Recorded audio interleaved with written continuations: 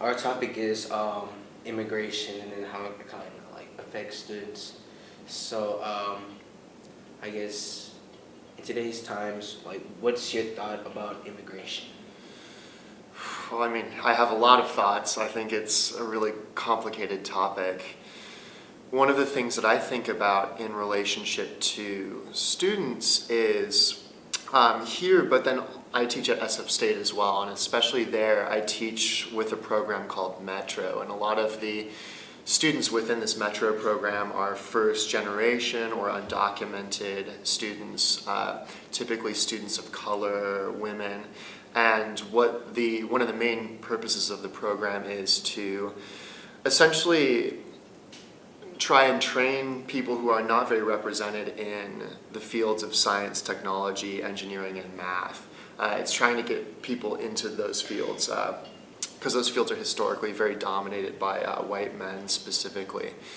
And a lot of the students in my classes there, and some here as well, received a lot of benefits from the DREAM Act and the Deferred Action for Childhood Arrivals, which President Obama really put the wheels in motion for those.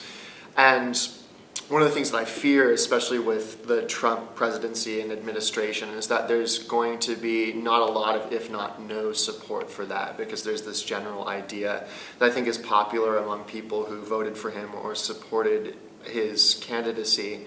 There's this general idea that immigrants are taking things away from them, that they're entitled to certain things. There are these ideas that immigrants are bad or criminals, and of course the statistics demonstrate that that's not true actually. But I don't think that's the popular opinion that I'm going to say a certain type of Americans hold about immigrants and immigration.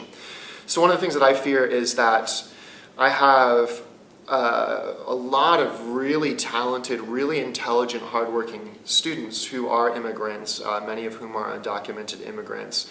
And they're really doing a lot of good for their families, for themselves, but then for the country as well. And I think that's something that not enough people are really thinking about, that we have this group of people who are paying taxes in many respects. They're benefiting the U.S. Having intelligent people here is really important. And these students are working harder I think than the average student typically has to. And a lot of these students are scared for what it means, right? They're in the middle of obtaining their degree potentially, and a change in administration could really be really negative for them and also for their families, but I think for the country as a whole.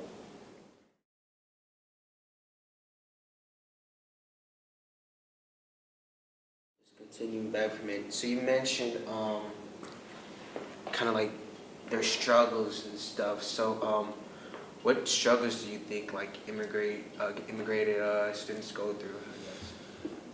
I mean, it's hard to say because I think that the struggles that many of the struggles that I've heard from my students are really unique to their circumstances and where they immigrated from, I think specifically. But one of the commonalities that I see, or a couple commonalities, are that typically students have come to the U.S., at least the ones that I've talked to escape violence in their home countries. And a lot of that violence the U.S. is involved in, I think, in some capacity, and that might not be so clear to a lot of people. So the U.S., of course, for decades has been doing stuff in Latin America, covert military action. The CIA has been involved in establishing some really brutal governments down there. And a lot of the time, these students are coming to the U.S. to escape this brutality, right? And I think that the U.S. owes it to these students in many respects to allow them that escape. But then another thing I see among students is that their families still are typically elsewhere too, and so there's all of this strain that maybe they're supporting their families financially in some capacity, and I think that's really important. But then also that their families really have sacrificed quite a bit to allow these students to pursue their dreams and pursue their education. And these students are really working hard to accomplish that. I think a lot about my own experience when I think of some of the experiences that I've heard from my students who are immigrants. And for me, going through my education, my life has really been pretty straightforwardly easy. I had a good education, an easy childhood, and college was really there for me. But then I hear stories from my students that maybe they had to live in hotel rooms for a while, they had to learn English basically as they were going through classes, and a lot of these students have had to overcome tremendous obstacles, I think, that most people who are anti-immigrant or anti-immigration tend not to even have ever really needed to think about. So I think that there's this common theme of having to overcome a lot of barriers, and these students typically have. And I think that's worth something, and we need to think about the kinds of, we need to think about what people put into the system and then what they get out of it, and how fair is it, the kind of barriers that we put in place for them.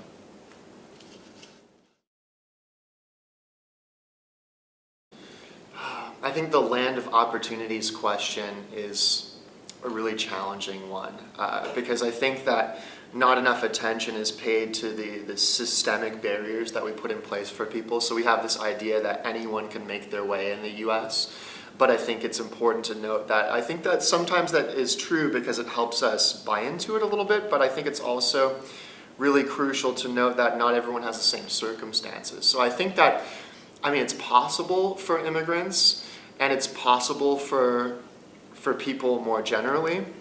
But I think that a lot of that opportunity is a little more mythological, right? It's easier for some people to find success than it is for others. And I think for immigrants, there are more barriers put in place for that success. And again, not saying that it's not possible, but there's a lot that immigrants especially have to overcome that citizens, people who are born into citizenship here, don't have to think about. And so the playing field is not even, and I think that people have maybe different ideas about what people are entitled to, but I think that America is a country of immigrants, right? Even people who don't consider themselves as immigrants have ancestors who immigrated, and that needs to be paid more attention to, I would say, or needs to be thought about more.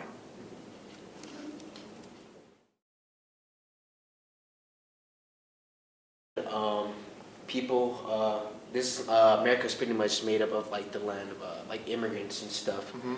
So like, what makes like white Americans make it seem like they're not immigrants and like all colored people are immigrants? And that, again, is a complicated question. I think that there's a really big denial of history, and the way that people learn history is flawed, right? It's really whitewashed and sugar-coated in many respects, that people tend to think, especially white people, that I am not responsible for what happened in the past, right? But in many ways, I think that there is an accountability for that, and we do need to think about it. We are all immigrants. I have family in the not too distant past of my family who were immigrants, and that's something that I'm very aware of, and everybody does, right?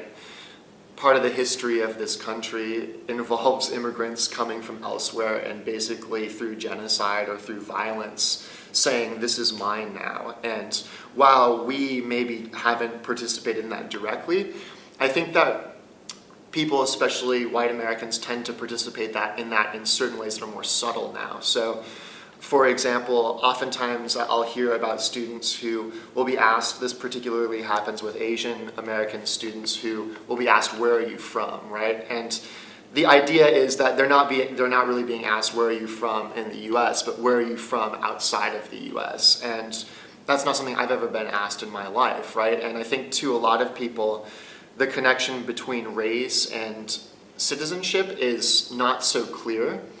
But when you think about, if you were to have someone imagine what does an American look like, I think that they would be able to, whether or not they'd admit it, they'd be able to apply certain characteristics. I think to a lot of people, being American looks white, and being American looks like you are not disabled, for example. There are other things that go into this, but that's not true, right? America is multicultural, and being American, you can look like anything, really.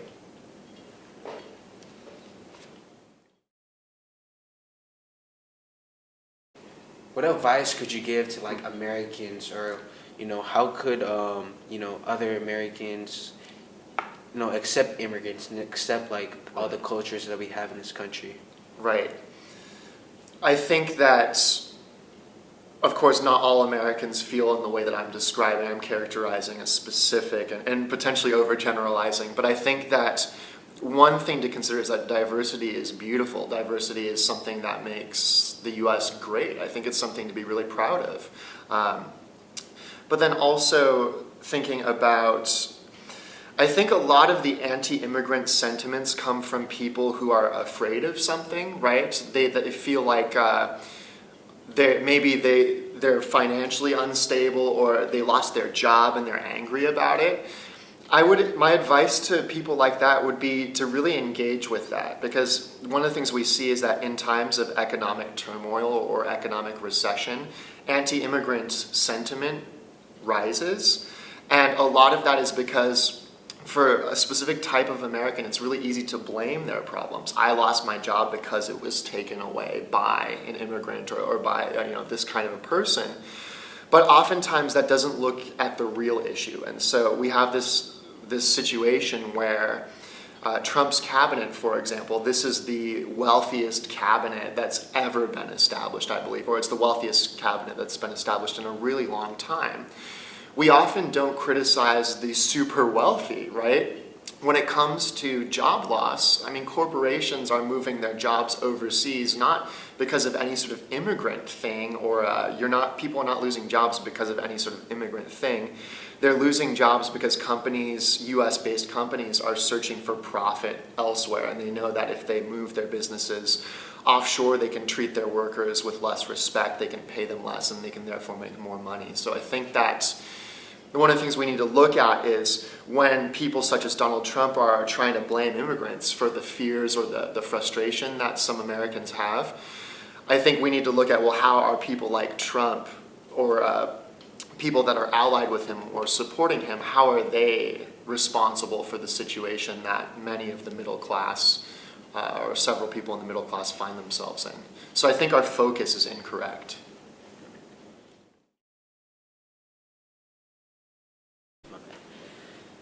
So you mentioned about Trump. So how do you think Trump, this election with Trump getting elected, how will this affect immigrants? I think Obama's pro-immigration executive orders, Trump will overturn those. He's said very clearly that he's going to really dismantle most, if not all, of Obama's executive orders. DREAM Act, Deferred Action for Childhood Arrivals are within that. One of the things to think about is that Obama has also been not great with immigration, so he's deported more people than I believe any other U.S. president in history, and so this is not me saying like Republicans are categorically bad, but I think that immigration is something that is tough in America. People have weird ideas for it, but I think that Trump, with a Republican-controlled Congress and with a potentially Republican-controlled Supreme Court, we have an issue of immigration being something that's really severely restricted, and that's going to impact us for decades, especially if it's involving a Supreme Court appointment. So I think the issue is not just Trump himself, though of course he has a lot of anti-immigrant sentiment, and the Build the Wall thing was a popular part of his campaign, but I think that a bigger, more insidious problem is that we have Republican control of the government at all levels, and so that's really going to make it easy for anti-immigrant sentiment to be enacted into law. Give you a lot of responses there. No, that's